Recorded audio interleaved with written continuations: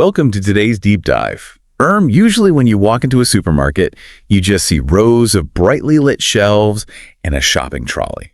It feels like, well, a bit of a routine chore. Oh, absolutely. And lately, a rather painful chore because, we are all dealing with inflation. Right, inflation. Yeah. And just for our listeners, inflation simply means that the prices of everyday things are just, well, they keep going up over time. It makes the weekly shop incredibly pricey. Really pricey, yeah. But today, our mission is to help you look at that supermarket completely differently. Exactly. Think of it less like a shop and more like, well, an ancient ruin. I mean, if you know exactly where to dig, you can uncover absolute treasure and eat like royalty without spending a fortune. Spot on. And our sources introduce a master shopper named Ben. He practically treats the grocery aisles like an archaeological dig. Supermarket archaeology, right? Yeah. And his biggest secret is surprisingly physical, actually.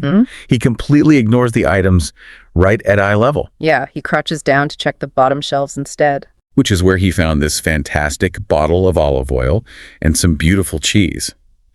Getting a 5-star meal for such a surprisingly cheap price made it a total bargain. A bargain, yes, meaning it's great value for money or just really cheap for what it actually is. Right. But why do we ignore those bottom shelves? I mean, how does changing our physical perspective in the aisle reveal these hidden treasures? Well, supermarkets naturally put the most expensive, highly marketed brands right where you can easily see them. They know you're in a rush. So by physically crouching down, you bypass that invisible marketing tax. Exactly. You start finding products that rely on actual quality rather than expensive packaging to make a sale. And that concept also applies to where the food comes from. Especially if you happen to be traveling, right? I mean, knowing where to look is step 1, but knowing what to look for is step 2. Quite right. Think about imported goods versus local goods. Products brought in from another country, they carry the heavy cost of global transport. Which makes them much more expensive. Whereas local products, the ones made right in that specific region, don't carry those travel costs. Exactly. Ben actually found a local coffee brand sitting on the exact same shelf as the famous global ones. And it was literally half the price. Yeah, buying local, this offers what our sources call a commoner's Michelin experience. You are not just saving money. You get a more authentic taste to the culture, right? Authentic meaning it's real, it's traditional to that specific place. Spot on. That authentic taste usually delivers a much truer flavor and for a fraction of the cost. It is a brilliant way to explore. But how do we apply this to our everyday staples? We want to make sure we don't break the bank. Break the bank, good phrase. That just means spending absolutely all your money. And keeping hold of our cash comes down to 3 smart habits. Okay, what's the first one?